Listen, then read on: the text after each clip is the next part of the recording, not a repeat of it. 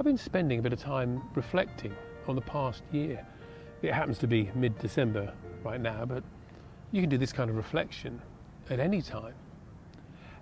And what I'm noticing is that the way in which the very act of recall reignites those past thoughts and feelings of a memory so potently, it's as if they're once more part of my present reality.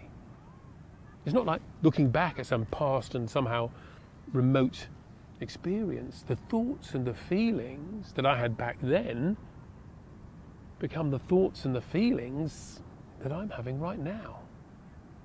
My past memories become my present reality. That is huge, because it hints at an insight that we can all use to make the year ahead the year we would love it to be. Because as we relive our memories, we can reshape them. Think about it this way.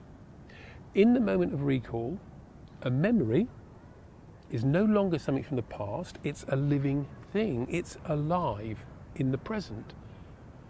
Most of us think that when you look back at a memory, it's like taking a book off of a shelf in a library. You read it, then you put it back, and when you put it back, it hasn't changed just because you've looked at it. It's the same as it always was. But that's not how it works.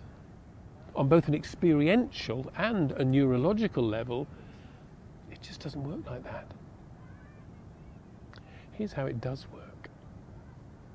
At an experiential level, when you reread a book or rewatch a film, you'll notice different things because you're looking at it in a different way, from a different place at a different time, with a bunch of different things going on for you. And all of these different things, well, they change what you notice.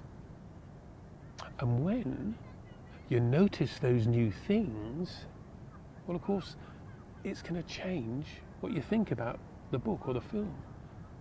It's going to change what it means. And of course, that is exactly how it works for memories too.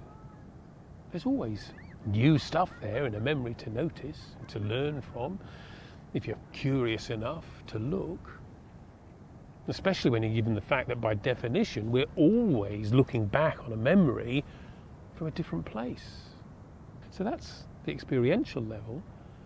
And on a neurological level, well, it's the same story.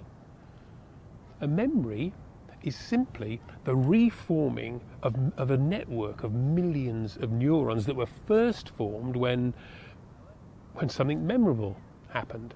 And that network gets reformed when some kind of stimulus sparks it into life. A familiar smell, something somebody said, a thought, a feeling, that kind of stuff. And because the memory is millions of neurons reconnecting live in the moment, other stuff can start to get involved. Your environment, what you can see, what you can hear, your mood, your emotional state, all of this stuff can get caught up in that network and become a new part of that old memory.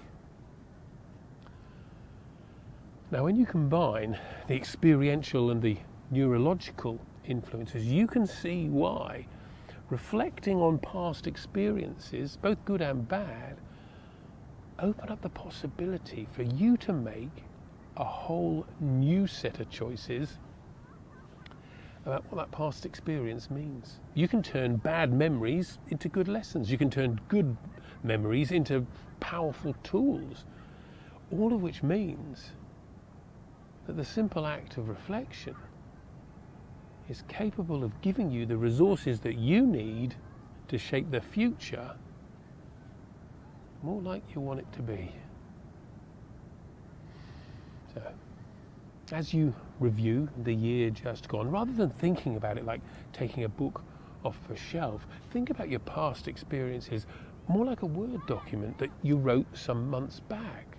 And when you open them up and with the advantage of fresh eyes and a new perspective, well, you can make a few changes, tone, emphasis, and give the document, and therefore the past experience, the meaning that works best for you now.